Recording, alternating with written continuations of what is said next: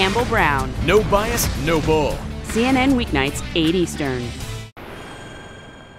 In the past 24 hours, we've heard Secretary of State Hillary Clinton in Mexico saying America has to confront its appetite for drugs. Some say the best way to do that is to legalize marijuana. Well, today at a virtual town meeting, President Obama was bombarded with questions on the topic. Take a listen to what he had to say. I have to say that there was one question that was voted on that ranked fairly high, and that was whether legalizing marijuana would improve the economy and job creation. And I don't know what this says about the online audience, but I just want, I don't want people to think that this was a fairly popular question. We want to make sure that it was answered. The answer is no, I don't think that is a good strategy to grow our economy. The president sidestepped the question a bit there, but the fact remains that America's drug habit shows no signs of slowing down. Tom Foreman is here with some numbers on that, which actually may surprise you, Tom. Hi, Campbell. You know, marijuana is the United States illegal drug of choice, according to a study by the Department of Health and Human Services, which found 14 million Americans saying they used it in the past month, and the users start quite young. The Drug Enforcement Administration says about 17% of 8th graders have tried it, almost half of high school seniors. The percentage of people using pot is generally steady, but the potency of the marijuana itself is up. The DEA says pot grown in the 1970s, for example, was less than half as strong as what people smoke today. Better growing technology has also made the cost of getting high cheaper. And that is a key problem when people start talking about legalizing marijuana. The Rand Corporation, which has studied this a good bit, says no one really knows how much it would cost to legally produce marijuana, how much would be grown, and how much it could be sold for. Presumably, like alcohol, you could not sell it to minors or drive while smoking it. But how would we pay for enforcement, Campbell? That's one of the other questions. Well, I know a lot of proponents, Tom, of legalization say taxes. Tax the marijuana that's sold. What's the counter to that? Well, you know, it could be taxed, Campbell, but Rand points out you could be talking about a big job here, policing some additional 14 million or more users of a regulated substance, even if it's legal. And that could take a lot of taxes. And if the taxes on marijuana are made too high to pay for all of this, once again, illegal pot could become popular because it could be cheaper. And there is this, the active drug in marijuana, the part that makes you high, is called tetrahydrocannabinol, or THC, and it varies from plant to plant. If the government wants to approve legal use, almost certainly there would have to be a way to determine just how powerful any pack was.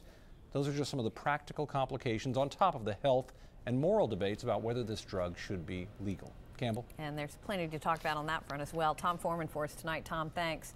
So as I said, lots of questions about how we might legalize marijuana, but the biggest question obviously remains here, should we do it at all? And we've got two guests tonight on opposite ends of the spectrum here. Joining me now, Representative Ron Paul, who of course ran for president last year, and former Oklahoma Republican Congressman Ernest Istook, who's now with the Conservative Heritage Foundation, a longtime supporter he has been of the war on drugs. Gentlemen, welcome to you both. Congressman Paul, let me start with you on this. You saw the president earlier. He doesn't seem particularly inclined to legalize marijuana, but for years you have been advocating that the federal government do just that. Make your case. Well, I think the war on drugs in general is just a total disaster. We spend $40 billion a year, and all it does is it enhances the drug dealers. I mean, prohibition for alcohol was a disaster, and now we've done the same thing over and over again. You're only talking about going back to 1937. You know, prior to 1937, the federal government wasn't involved. That was when the first tax was placed on it. And I just think that the states that legalize it, if any conservative ever considered states' rights, they ought to under these conditions, because these states legalize it. I'm a physician, and I can vouch for the fact that some very sick people benefit from marijuana. Sick people that have AIDS and cancer can use marijuana and benefit by it, and then compassionate conservatives come along and they arrest them under federal law. They overrule state law, and they put sick people in prison for this. It makes no sense. And I don't know why we should be such strong supporters of Roosevelt's position to go ahead and tax and then eventually lead to making it illegal. It doesn't make a whole lot of sense. I believe in a free society and making freedom of choice. All right, let me let Congressman Istook go ahead. Sure. Well, you know, this is no time to surrender. In the last 8 years, our efforts to enforce and educate people have brought down the teenage use of marijuana by 25%. That's a significant reduction. That hasn't been mentioned before, but it should be. When you're talking about so-called medical marijuana, the substance THC is actually already available in prescription form. It's a prescription drug called Marinol.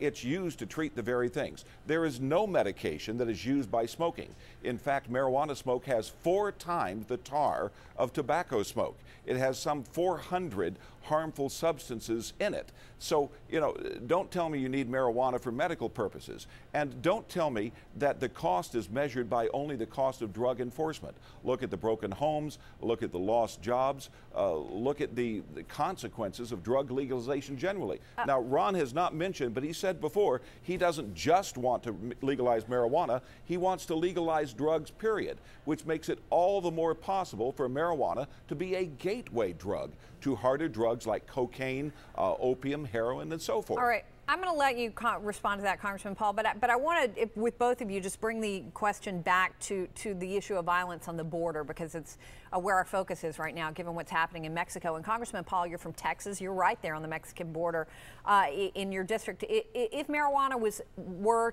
to be legalized, what would change? Well, the first thing is I don't think just legalizing marijuana would do the trick. I think we have to have a different attitude.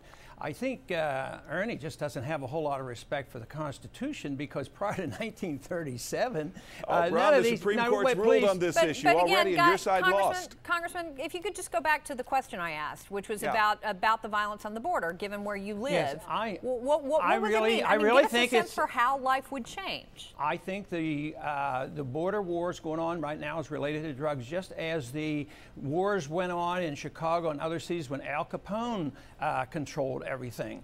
So you want the killings. There were a lot of killings back with Prohibition.